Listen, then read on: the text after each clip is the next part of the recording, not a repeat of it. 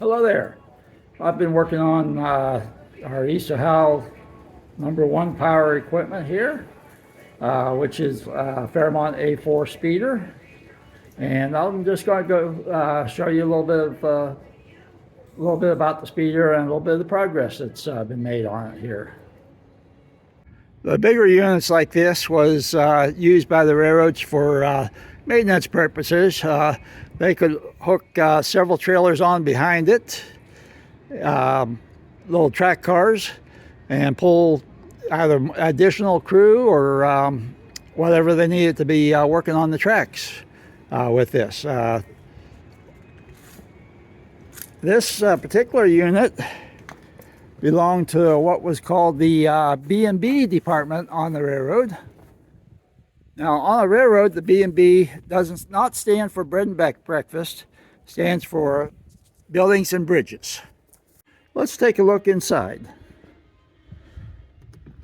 This runs on a little 3-cylinder Kubota diesel. I've got it set up for 6 passengers in here, along with the operator, total of 7 people. And right over here, you'll find the throttle. Controls the speed of the machine. This lever right here is your forward and reverse. Down there is the clutch pedal. This is pretty much a regular 4-speed transmission, except it is not synchronized, so you got to be on the ball when you're shifting it. You got to be able to double clutch and such. This lever right here is your brake.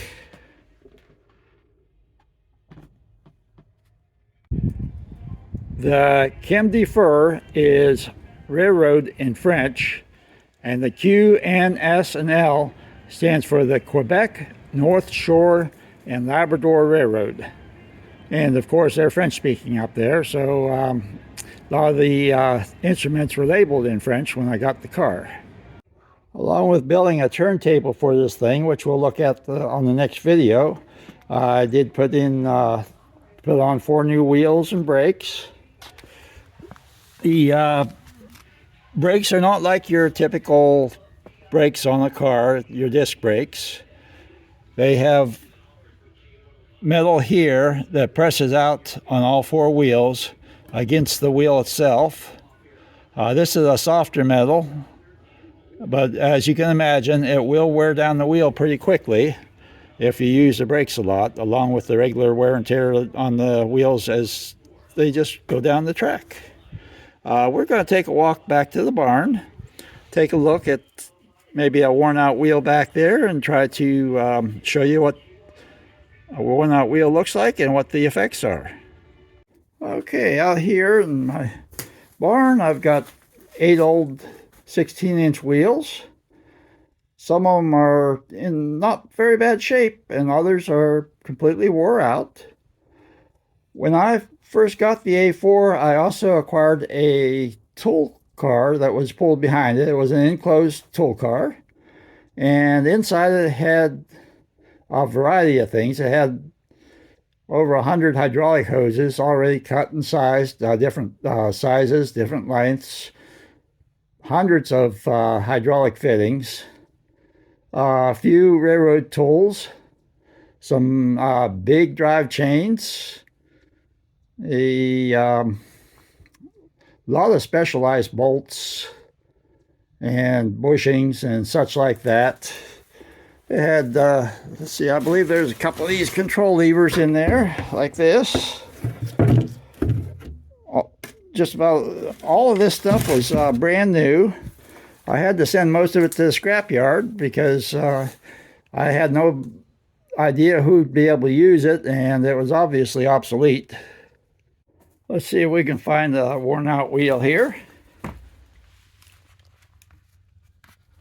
Actually, this one right here looks like it's seen better days. So we'll take it over and use this.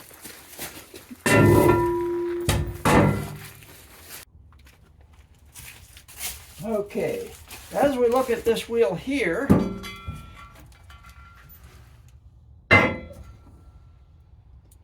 A wheel is supposed to have a little bit of a taper from the flange area outward toward the edge of the wheel. That taper is going to kind of want to naturally push the wheel in just a little bit. Now, both wheels on the axle will have the same taper, so it's going to want to find just kind of a nice mutual area to run going down the straight section of track. As long as both wheels are in good shape, the flange is going to see very little use on good straight track. The flange will primarily only see use steering the axle as you're going around a corner. Now what happens when you start getting a flat area like this wheel has, it's got nothing holding it in anymore. So, without that, it's starting to look for another guide, which it's going to be using the flange. It's going to move back and forth from the flange on this side to the flange on the other side. When it starts going down the track, you're going to get somewhat of a wobble. Now, wheels can also break if they get a little bit too thin. I did test this wheel out. It's got enough meat that it's in no danger of breaking, but it is worn down enough that it needed replaced because of the flat area in here. Okay, thank you for watching, and hopefully we'll see you again real soon.